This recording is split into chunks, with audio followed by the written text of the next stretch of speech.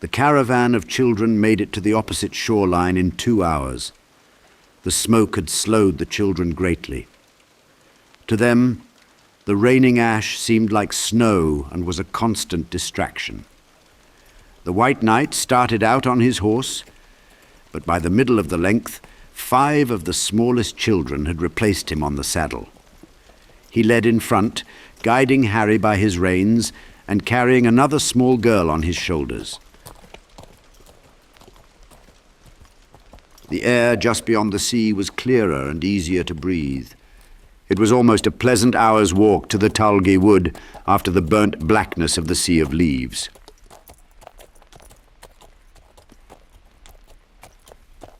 When they reached the entrance to the Tulgey Wood, any hint of pleasantry vanished. The White Knight stopped, setting the 4-year-old down. He checked his revolver. The White Knight knew traversing the Tulgey Wood with the children would be perilous. Before they left the Fortress of Cards, while they waited for the sea to burn, the White Knight had retrieved and tied a Jabberwock corpse to Harry. He had wrapped it up in the pom-pom tarp and tethered it 30 feet behind the horse the whole way. The children had not understood what it was for and naturally kept clear of it.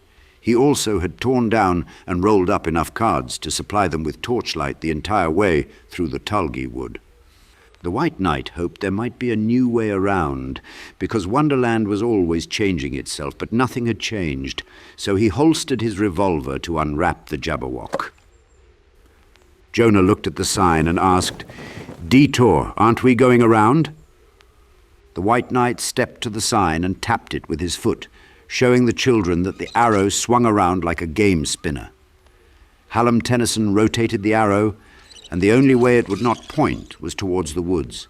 The Tulgey Wood was there for a reason and offered no apologies. "There is only one path. We will be okay," the White Knight assured them and nudged Harry on. The children followed, and behind them dragged the Jabberwock corpse. All the insects that were feeding on the body scattered into the air once it was pulled across the Tulgey threshold. Like most arduous things, the easiest part of the wood had always been the beginning and end.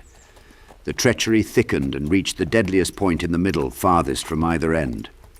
All of the wood was dangerous, but the denizens knew the middle was the sweet spot, where escape was most difficult, and made a point of haunting there. As the White Knight and the children moved into shadow, creatures began alerting each other of visitors. It went dim enough that a torch was needed. The White Knight lit one and gave it to Jonah. Jonah looked up at the tree canopy, having never seen anything like it. Jutting limbs of bizarrely grained wood twisted out and up from drastically tapering trunks. Zigzags competed and tangled, breaking up the night sky, which had turned a hungry shade of red. Jonah looked for reassurance, asking the White Knight, "Are you coming with us?" The knight responded, "Yes, I'm right here." "No, I mean home," Jonah clarified. "Me, to the real. Can I even imagine?" The knight smiled. A whooping howl was heard from deep in the woods.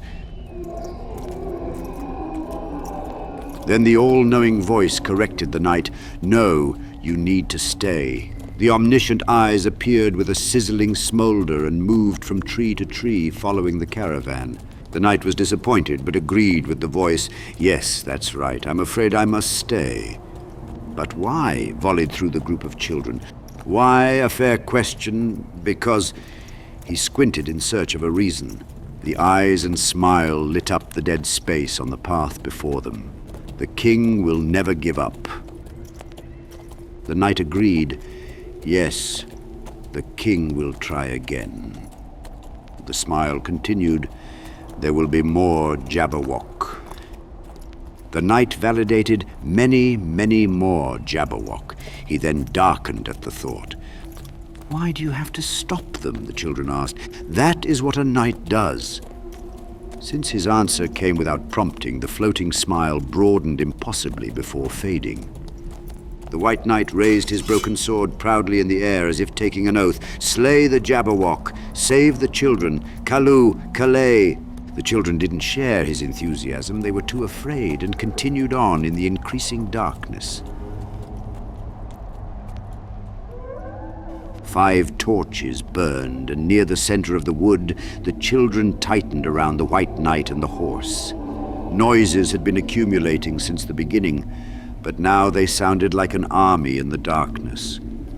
The whispering and plotting sounded like a conspiracy, waiting for the right moment to snatch a child.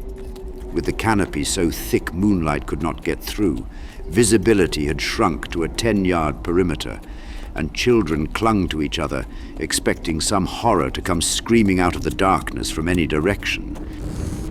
The White Knight lit a fresh torch for Jonah and loosened the rope on the Jabberwock corpse, giving it the remaining slack.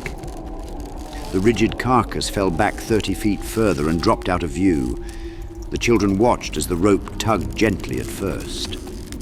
A few moments later, the rope started jerking violently.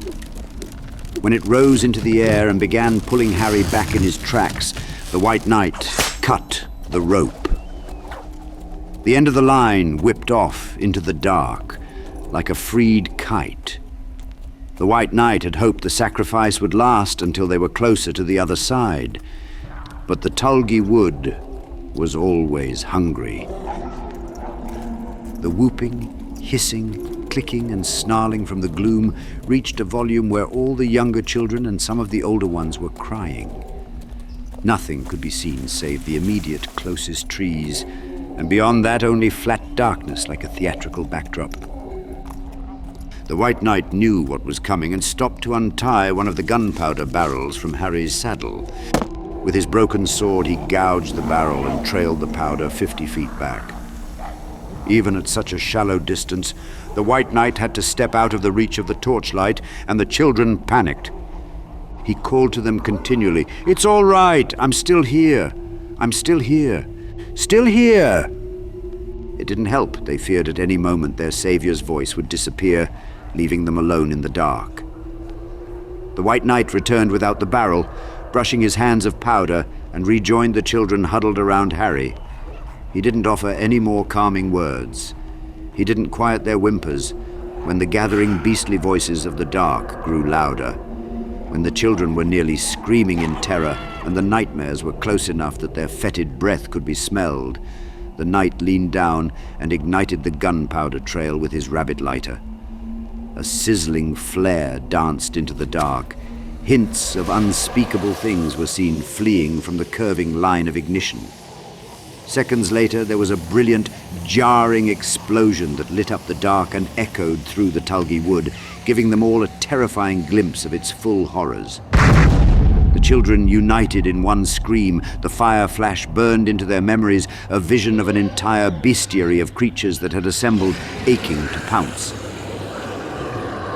Shunning the gunpowder light in a chorus of nauseating squeals, the wretches fled back into their darkness with a collective fluttering. Then magically, as if the threat were determined by distance, the light of the exit became visible. 600 yards later, they safely left the Tulgey Wood, guided by the White Knight.